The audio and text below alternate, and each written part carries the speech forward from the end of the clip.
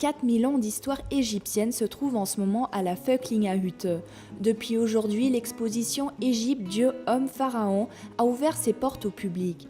Il est invité à voyager à travers le temps. On y découvre des photographies de l'Égypte actuelle du photojournaliste Helmut Schulze, mais aussi des céramiques datant de l'époque prédynastique au 4e millénaire avant notre ère. Elles prouvent qu'il existait déjà avant la première organisation politique une unité culturelle en Égypte. Nous présentons la description de l'Égypte provenant de la bibliothèque d'État à Stuttgart.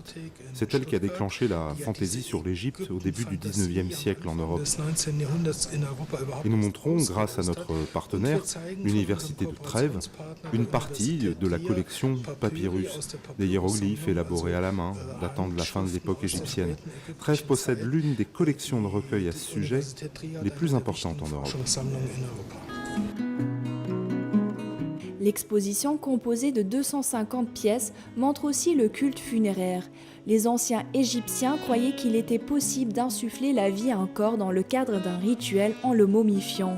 Elles proviennent du musée Egisio de Turin, le plus ancien musée d'égyptologie reconnu au niveau international. Il a fallu plus de 2 ans pour mettre en place Égypte, Dieu, homme, pharaon.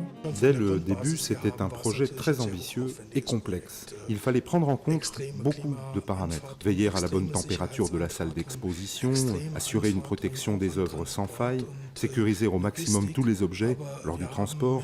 Et grâce à l'équipe très volontaire, nous avons réussi à tout mettre en place et le résultat est aujourd'hui visible pour les visiteurs.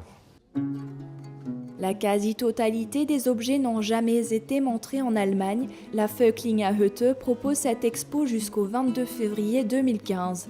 Elle fera également un arrêt en France. Ni la date ni le lieu ne sont encore dévoilés.